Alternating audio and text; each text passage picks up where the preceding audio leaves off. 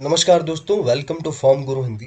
आज हम देखने वाले हैं दो तीन चीज़ों के बारे में। पहला तो ये कि अगर ऐसा एसएमएस आया है आपको रेलवे की तरफ से तो क्या करना है।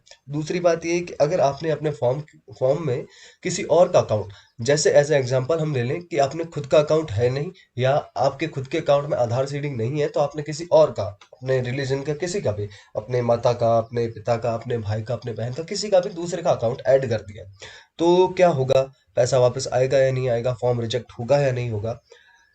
और तीसरी बात ये कि इस मैसेज का हमें करना क्या, पहली बात तो। और अगर हमें अपना अकाउंट डालना है और इसमें डीपीटी लिंक नहीं है, मतलब एनपीसीआई से लिंक नहीं है, तो किस तरह से करना है? क्या हमें बैंक जाना होगा? तो चलिए इन इन सभी के बारे में आज बात करते हैं। तो वीडियो एंड तक जरूर देखिएगा।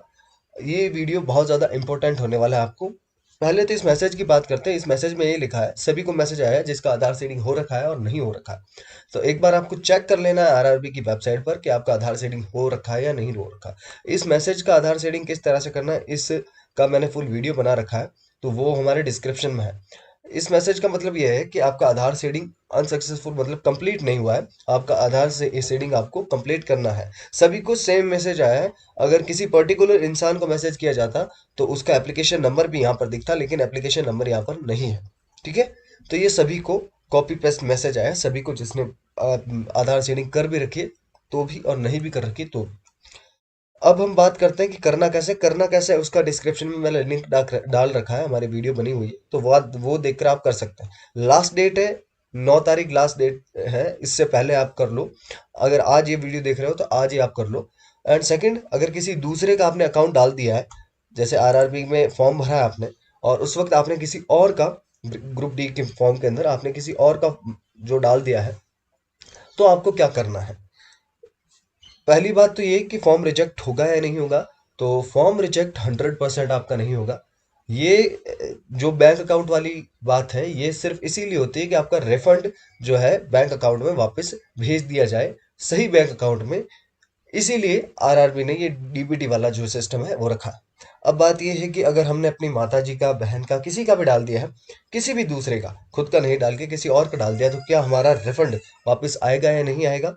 तो आपने खुद ने वेरीफाई किया है सभी चीज, आधार नंबर डाल के वगैरह वगैरह, जो भी वेरीफाई किया है आधार सीडिंग वाला, तो आपका जो है, अभी मैसेज आया है और आपने वेरीफाई कर लिया है, तो आपका पैसा, किसी का भी अकाउंट हो, तो आपका अकाउंट में पैसे वापस क्रेडिट होंगे। दो आपके जो मेन रीजन थे वो कंप्लीट हो गए। अब तीसरा ये है कि हम, अगर हमने अपना अकाउंट डाला है और हम चेक कैसे करें, और अ, ये भी कि हमारा अकाउंट एनपीसीआई से लिंक है या नहीं है। नहीं है तो किस तरह से करें, चलिए इस अगले सेशन में देखते हैं।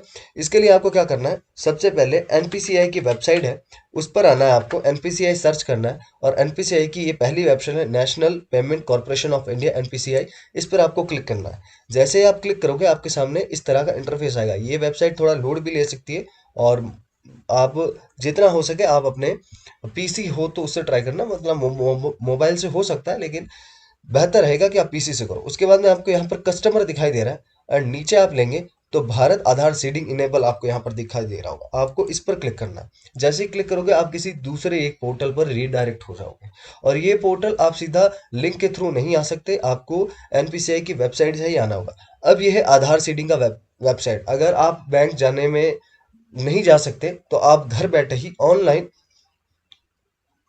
आप कर सकते हो, लेकिन ज़रूरी चीज़ ये है कि आपके आधार कार्ड में मोबाइल नंबर, एक मोबाइल नंबर लिंक होना ज़रूरी। तो इसके लिए क्या करना है, आधार सीडिंग पर आपको क्लिक करना है।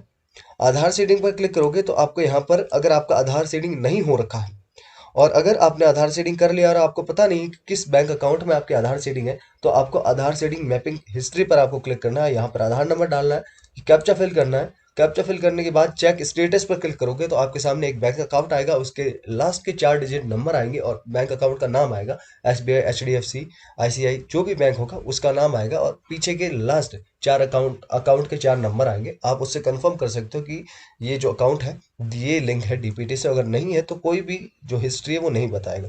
अगर नहीं है उसके केस में आपको क्या करना है, या किसी दूसरे अकाउंट में आपका है और आपने कोई दूसरा अकाउंट भर दिया है आरआरबी के फॉर्म के अंदर, तो उसे भी आप ऑनलाइन चेंज कर सकते हो। यहाँ कुछ नहीं करना, आपको अपना आधार नंबर यहाँ पर फिल करना है, आपका खुद का। या जो भी अकाउंट आपने लगाया है वहां पर उसका आधार नंबर यहाँ पर फिल करना है। उसके बाद में सीडिंग पर आप लोगों को क्लिक करना है। अब सीडिंग पर क्लिक करोगे तो आपके सामने ये 3 ऑप्शन आएंगे। ये मेनली 3 ऑप्शन आपके लिए है, मैं बता दूं सभी का मतलब। फ्रेश शेडिंग का मतलब ये है कि अगर आपने आज तक आपकी कोई शेडिंग हो नहीं रखी, आपने हिस्ट्री में देख ली, आपका बता रहा है हिस्ट्री में कि नो डेटा अवेलेबल, तो आपको फ्रेश शेडिंग पर क्लिक करना है और अपना बैंक चूज करना है जिस भी बैंक में आपको मतलब डीपीटी लिंक करना है। मान लो कोई एज एग्जांपल हम बैंक ऑफ महाराष्ट्र ले लेते हैं, ठीक है।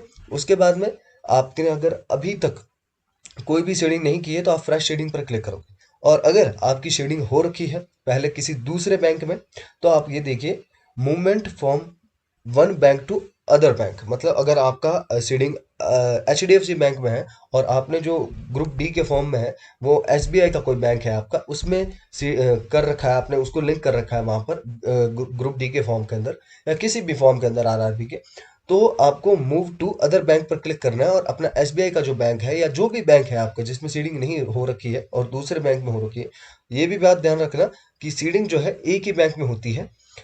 आपके भले ही 5 बैंक हो, एज एग्जांपल हम मान लें कि आपके अगर 5 बैंक है तो आपका सीडिंग सिर्फ एक ही बैंक में होगा, डीपीटी सिर्फ एक ही बैंक से लिंक होगा। तो वो आप बार बार चेंज भी कर सकते हैं। और अगर आप सेकंड ऑप्शन का मैं बता दूं, ये सेकंड ऑप्शन किस लिए, अगर आपके 2 अकाउंट हैं और दोनों अकाउंट 2 4 कितने भी हो, अगर सेम अकाउंट है और सेम अकाउंट दोनों एक ही ब्रांच के अंदर, ब्रांच इन द सेंस ये नहीं कि आप किसी एक पर्टिकुलर जगह की बात कर रहा हूं मैं, branch in the sense SBI की किसी भी ब्रांच के अंदर आपका है और SBI का दूसरा अकाउंट भी आपके पास है, मतलब 2 अकाउंट है और आपने गलती से दूसरा वाला अकाउंट जो है रेलवे ग्रुप डी वाले फॉर्म में डाल दिया और डीपीटी जो है आपके दूसरे अकाउंट में लिंक, तो आपको move to same bank win another account पर क्लिक करना है और यहाँ पर आपको बैंक चूज कर लेना है जो भी बैंक हो। उसके बाद में नीचे आना है आपको, यहाँ पर अपना अकाउंट नंबर जो कि सीडिंग करना है वो यहाँ पर आपको डालना है। उसके बाद में यहाँ पर आपको इसको टिक करना है। टिक करने के बाद आप नीचे लेंगे तो यहाँ पर कैप्चा फिल करना है। कैप्चा फिल करने के बाद आपको सबमिट का आइकन पर क्लिक करना है, तो आपके आधार नंबर पर एक ओटीपी आएगा, जो आपने यहाँ पर आधार नंबर फिल किया है वहां पर एक ओटीपी आएगा। ओटीपी आने के बाद वो फिल करना है और थोड़ा सा टाइम लेगा, लगभग 20 से 30 सेकंड, और उसके बाद में आपके एक मैसेज आएगा यहाँ पर ही स्क्रीन पर कि आपकी आधार सीडिंग सक्सेसफुल हो गई है। एंड यही है, आप इस तरह से कर सकते हो। वीडियो अच्छी लगी हो तो वीडियो को लाइक कीजिएगा और चैनल पर नए हैं तो चैनल को सब्सक्राइब जरूर कीजिएगा।